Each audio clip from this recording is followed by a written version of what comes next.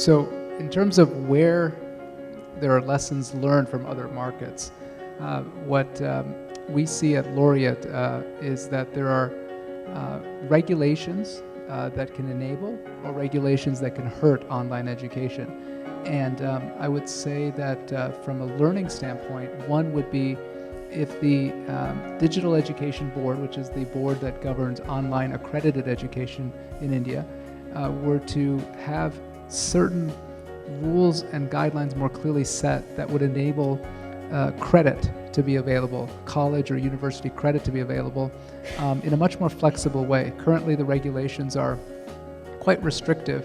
A university, for example, needs to offer the program on their campus, graduate 2 batches, and then only then can that university offer an online program. This is actually quite onerous and not common, whether you look at Brazil, you look at China, you look in the US, you look in Mexico. Other countries allow universities to launch online programs, accredited programs, based on their own self-accrediting mechanism, their own academic council and so forth. So the innovation to launch more online programs could be enabled with some regulatory support. Now, there's a lot of movement happening right now. We as Laureate have been asked a few times by the HRD and the UGC to comment on some of these rules, so we're hopeful.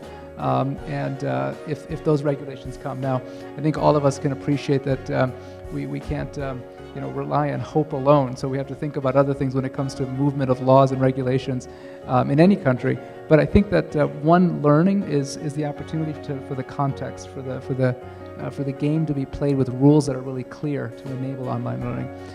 The other learning is really an important part of this is really fostering with the comments that you had made around industry. It's just so interesting when you see companies really demanding and requiring online education.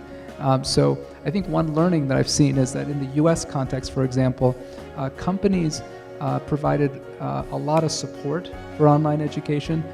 In the US context, tuition reimbursement was something that was really encouraged. So corporates paying for the tuition of students to go to school. Of course, there's other forms of training as well. There's corporate training for specific skills for the job that companies are ready to pay for as well. But companies recognizing that their talent is a key part of their growth potential, retaining talent, motivating talent, upskilling talent. You're going to lose talent when you train them well, and that's going to happen. But that as part of a competitive advantage to have the best team, the best trained team, is something that we can really take that to the next level.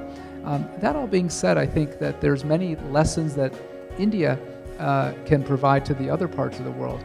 I mean, there is just so much innovation that's happening, and we're in the capital of innovation, not just in India, but I would argue in the developing world in Bangalore.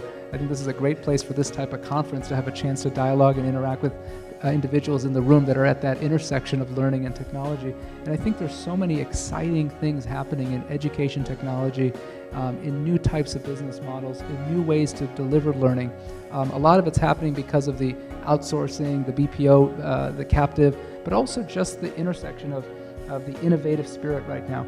We really need to figure out in India how we're going to deliver better quality education through millions of people. And I think people are really figuring that out from the university side, from the corporate side, the startup side. So I think that ecosystem is starting to form to, I think, use the word that Nikhil mentioned earlier about an ecosystem of learning getting created in technology. And to me, that's something that can be shared.